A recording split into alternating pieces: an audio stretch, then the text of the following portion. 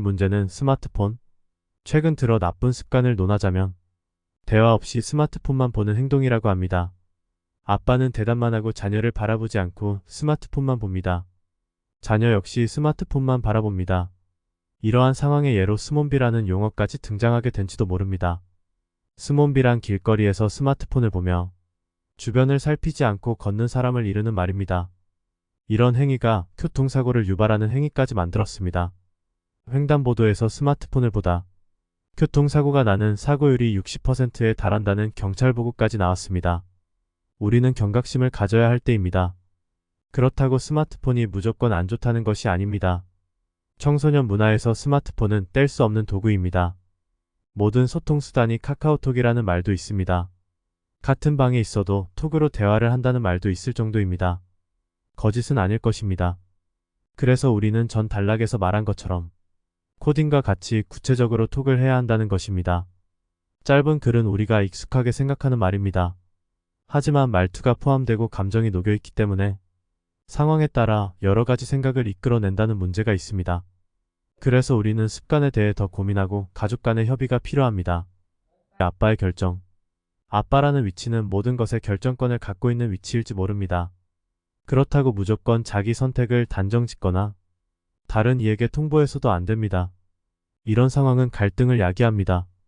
2013년 통계청 자료에 의하면 결혼한 부부 10쌍 중 4쌍이 이혼한다는 결과가 반증합니다. 극단적 해석일지 모르지만 인생의 최대 목적인 행복은 보통 관계 속에서 얻어지는데 갈등이 많으면 행복해지기 어렵다고 전문가들은 말하고 있습니다. 아빠들은 구체적인 표현과 습관이 형성되어 있지 않으면 갈등의 구조에 노출되기 쉽습니다. 이는 관계에서 갈등을 증폭시키는 행동 특성으로 연결된다는 겁니다. 비판과 경멸을 하고 자기 방어를 하며 무관심으로 일삼는 행위로 표현된다는 거죠. 갈등은 없어지지 않습니다. 수양에서 예방하는 것이 필요한 부분입니다. 아빠들은 지금의 현주소를 정확하게 인식해서 자신의 틀 속에서 닫혀있지 말고 벗어나서 나를 올바르게 봐야 합니다. 나를 바라보는 모습, 나를 관찰해야 할 때입니다. 그래야 자녀와 아내가 보입니다. 그래야 가족을 품을 수 있는 여유가 생깁니다. 여러분이 처음 면허증을 따고 차를 운전하기 시작합니다. 사고 날까봐 앞만 봅니다. 점차 익숙해지면서 주변의 사물과 간판의 글씨, 앞에 높여진 물건들이 한눈에 다 들어옵니다. 이는 자동차 운전에 안정감이 있다는 것입니다. 여러분이 익숙하지 않다면 다른 것이 보이지 않습니다. 명심하세요. 내가 어떠한 상태인지 다시금 정의 내릴 필요가 있습니다. 아빠의 재구성. 나 혼자는 절대 변화되지 않습니다. 한 예로 집에 들어갑니다. 집에 들어가니 아내가 말합니다. 자녀가 잘못했다고 혼내주라고 말입니다. 그러면 보통 아빠는 들어가자마자 자녀를 혼냅니다. 그러다 보니 자녀는 아무 상황도 모르고 혼만 내는 아빠가 밉습니다.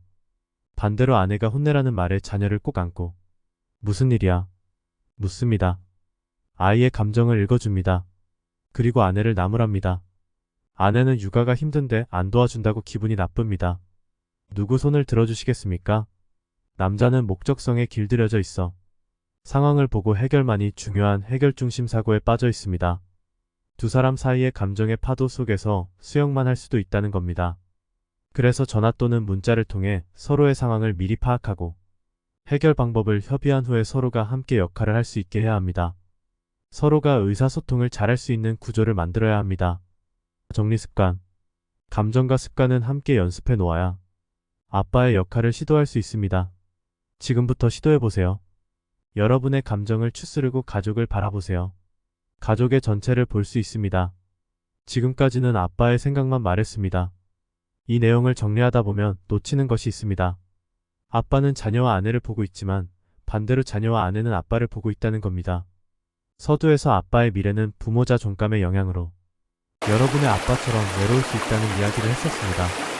하지만 중요한 것은 지금 자녀가 아빠에게, 아내가 아빠에게 계속해서 사랑의 신호를 보내고 있다는 사실입니다. 그런데 아빠만 모르고 있었다는 거죠. 안타까운 상황입니다. 아빠는 자기 목적에 심취해서 한정된 시각을 갖고 있는 것을 인정해야 합니다. 그래서 우리는 나의 심리 상태를 인식하고 정리해서 빨리 가족을 바라볼 수 있는 여유와 안정을 찾아야 합니다. 그러기 위해서 아빠는 무엇을 하는 것보다 지금 하고 있는 것을 최상의 일시정지 버튼으로 멈춰놓고 가족을 위해 서로 마주보기를 하면 더 좋을 듯합니다. 나중을 위함보다 지금을 위함이 미래 위함의 습관일 듯합니다. 아빠가 행복해야 바라보는 가족이 행복합니다. 이는 가족이 행복하면 아빠도 행복해지는 동일한 값일 겁니다. 행복이 유전자에 의해 결정된다는 생각을 하는 사람일수록 행복해지기 위한 노력을 소용없는 것으로 판단한다고 합니다. 유전자는 환경 요인들과 복잡한 상호작용에 의해 바뀔 수 있는 특징이 있습니다. 아빠들은 상황과 현실이 어렵다고 단정하지 마세요. 컬럼비아 대학 연구에 의하면 힘내라는 말은 아무런 자극이 안 된답니다. 동기를 자극해야 변화를 만든다는 연구 결과처럼 아빠가 더 잘할 수 있는 동기를 찾으세요. 내가 좋아하고 행복해할 수 있는 습관으로 감정을 만들어 가세요.